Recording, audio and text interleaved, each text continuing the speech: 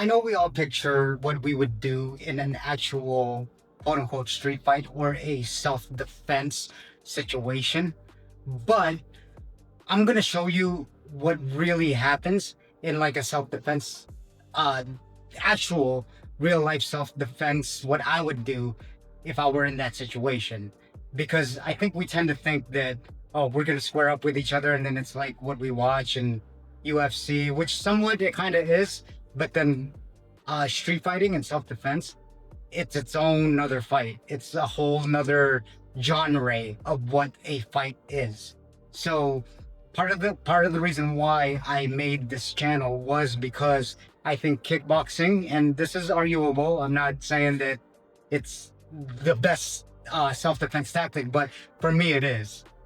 And I'm gonna show you why in this video, and I'm gonna show you what I would personally do if if I was forced into a self-defense situation.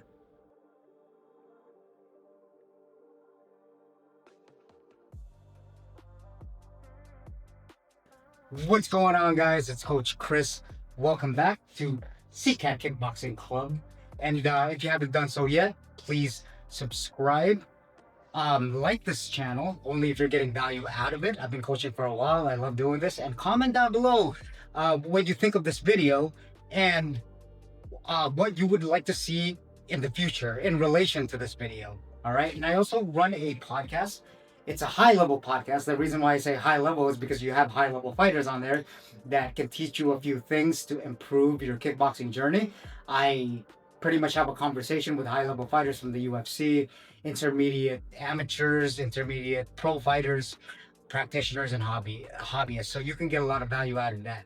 Also, sign up for my email list, guys. If you like to read blogs, it's martial arts related. So it's chrissicat.com/blog. Go check that out. I'm also doing my very first webinar, which I'm excited about, on August 26th on Tuesday at 10 a.m. Sign up for that. You'll get real value out of that. It's all free. And I just want to get to know the community and get feedback from you guys. Do a Q&A, if you guys have any questions.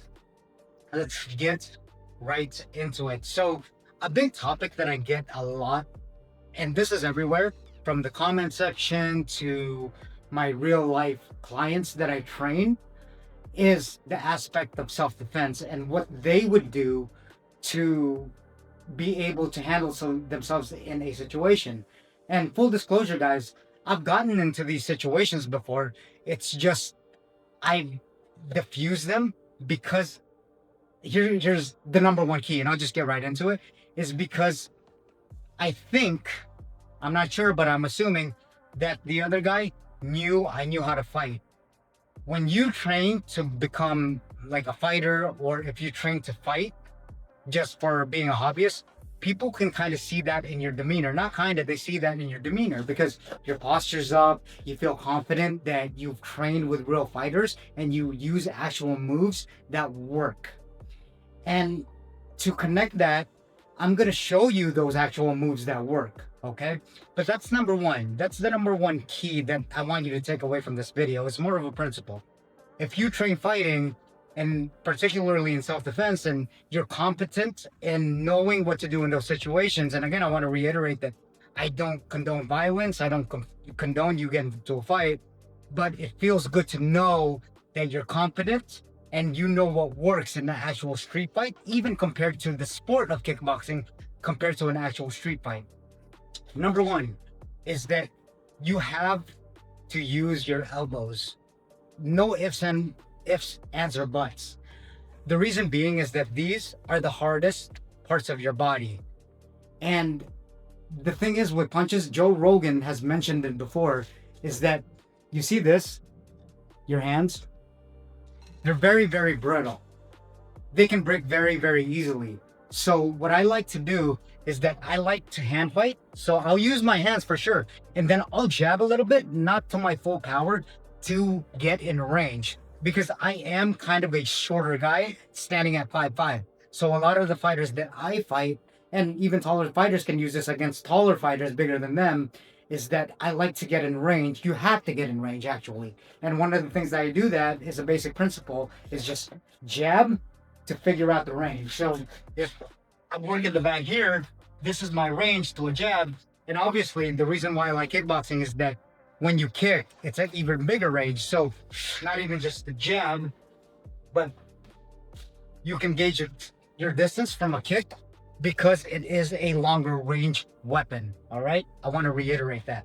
So the reason why I'll use jabs, right, to get in range to my elbow. When you have an elbow, I want you to think about this so you can see it at a better angle, is that look at how short, like literally pay attention to how short compared to that is. Now, I want you to do this. Stick your hand, like literally, that's such a big range especially when you're in a fight situation. That, right?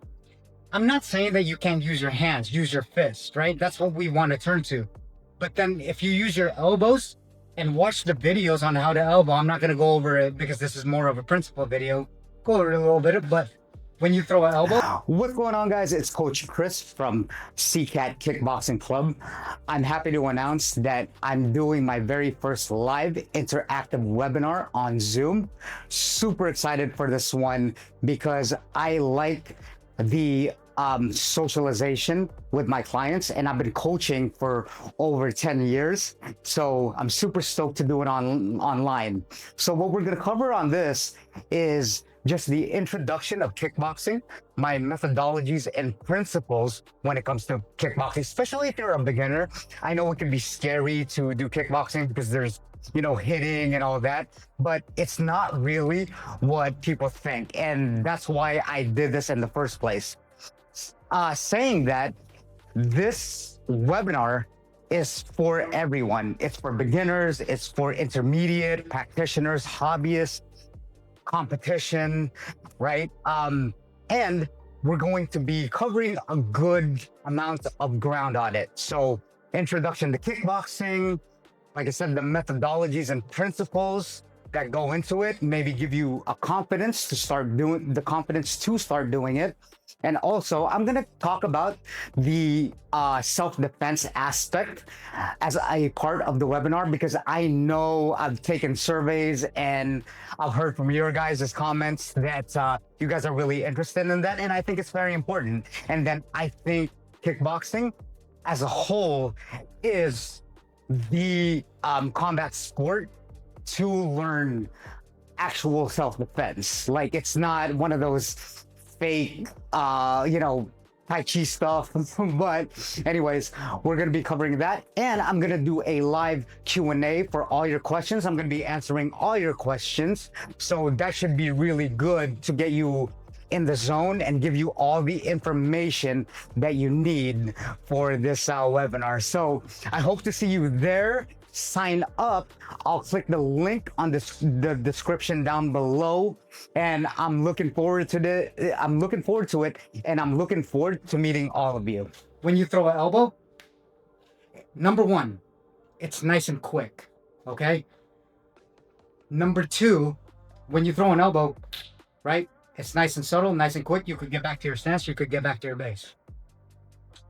Number two, it's literally one of the hardest parts of your body. Your forehead, your elbow, your knees, all right? Those are the three, right? The trifecta. You can headbutt. That's why people do the sport called left way. They headbutt. I wouldn't recommend it. I don't like to get brain damage. That's too crazy. But with the elbow, it's nice and quick, and you can use different variations of them.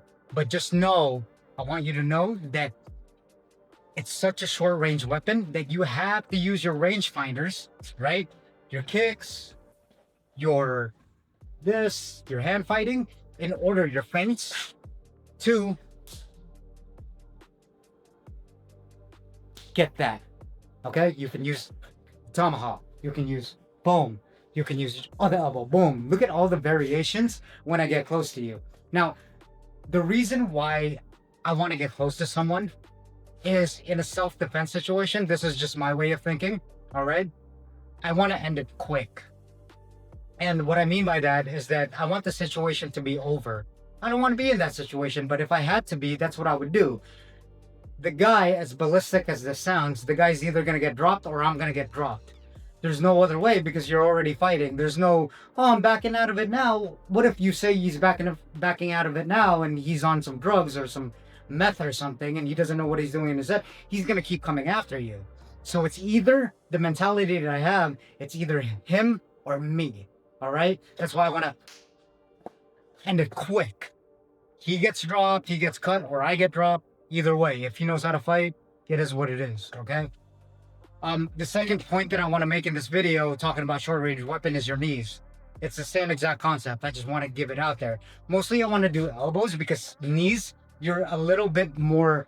You use a little bit more motion with your knees, right? So if I was doing it in a bag, look, right, boom. Not to say that I can't clinch them and then go to town on them, but that's when I know that they're vulnerable. I feel, in my personal opinion, that elbows